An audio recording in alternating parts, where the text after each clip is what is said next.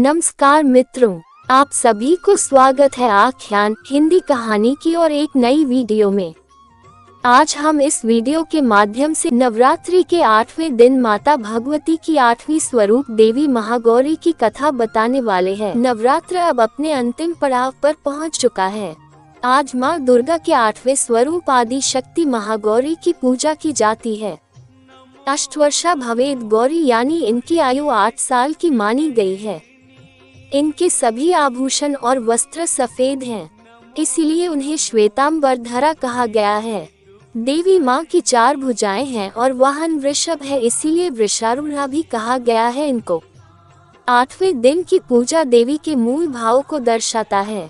देवी भागवत पुराण में बताया गया है कि देवी माँ के 9 रूप और 10 महाविद्याएं सभी आदिशक्ति के अंश और स्वरूप है, लेकिन भगवान शिव के साथ उनके अर्धांगिनी के रूप में महागौरी सदैव विराजमान रहती हैं।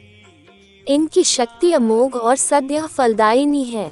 महागौरी की पूजा मात्र से भक्तों के सभी पाप धुल जाते हैं और वह व्यक्ति अक्षय पुण्य का अधिकारी हो जाता है।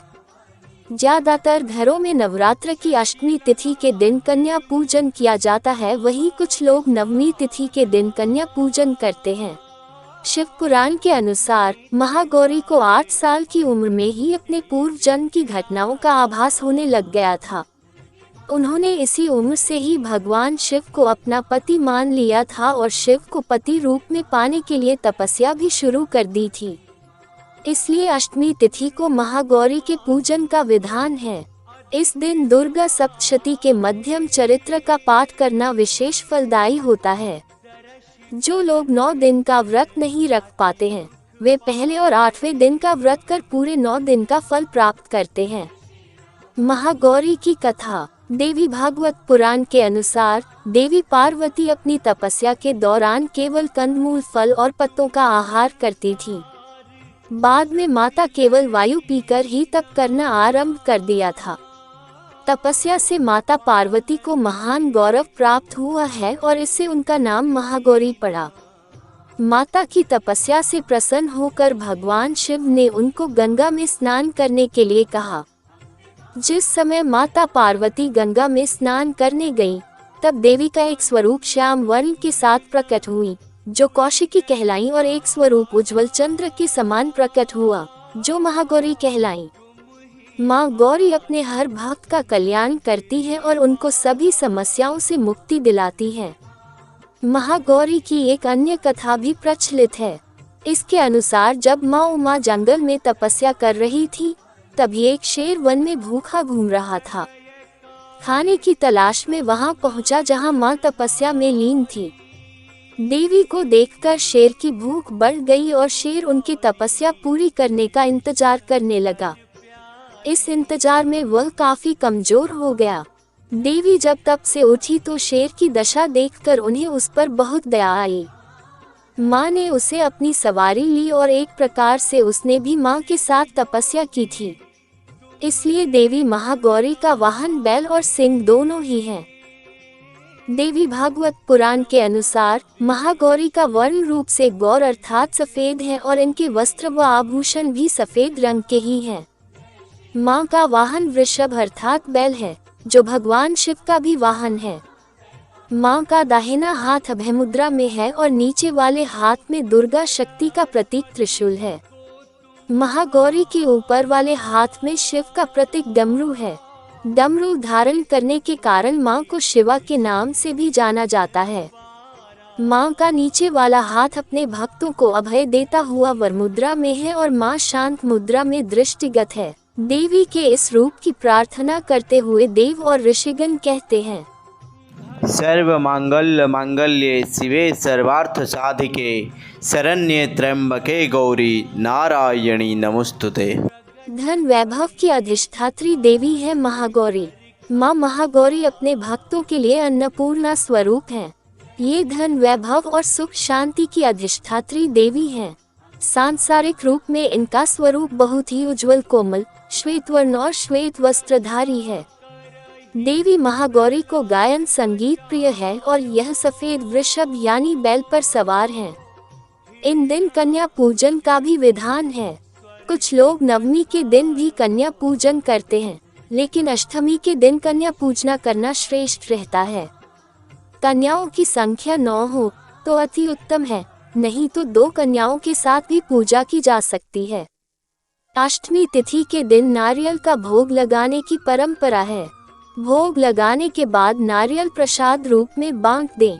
वही जो भक्त कन्या पूजन करता है वे हलवा, पूरी, सब्जी और काले चने का प्रसाद विशेष रूप से बनाया जाता है। माँ की पूजा करते समय भक्तों को गुलाबी रंग के कपड़े पहनने चाहिए, क्योंकि गुलाबी रंग प्रेम का प्रतीक माना जाता है।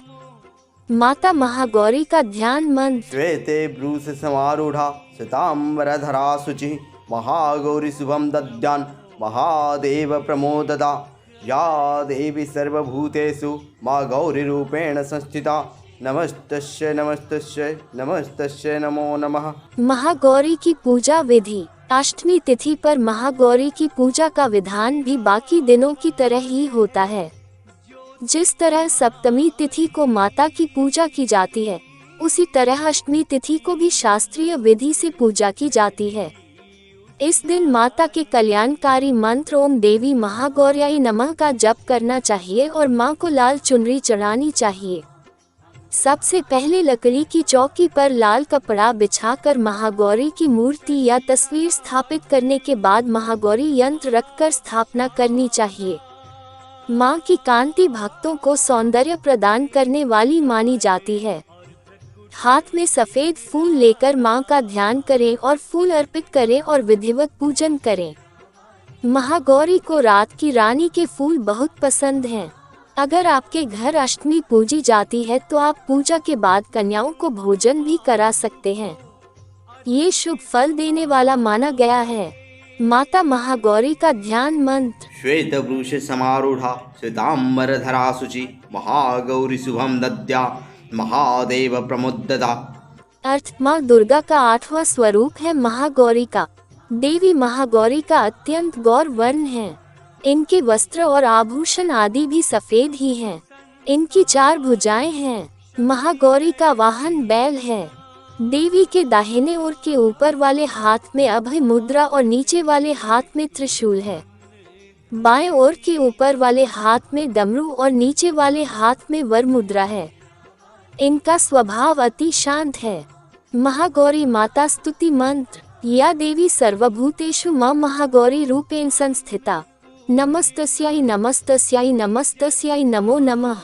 महागौरी माता ध्यान मंत्र। वंदे वांछित कामार्थे चंद्रार्ध कृत शेखरम सिंहारूढ़ चतुर्भुजा महागौरी यशस्विनी। माता महागौरी कवच। ओंकारः पातु शीर्षे मां हिं बीजं मा हृदये क्लीं बीजं सदा पातु नभो गृह च पादयो ललाटं कर्णो हुं बीजं पातु महागौरी मा नेत्रं घृणो कपोत चिबुको फट पातु स्वाहा मा सर्ववदनो। ओम देवी महागौर्यै नमः। इस तरह महागौरी की आराधना से असंभव कार्य भी संभव हो जाते हैं।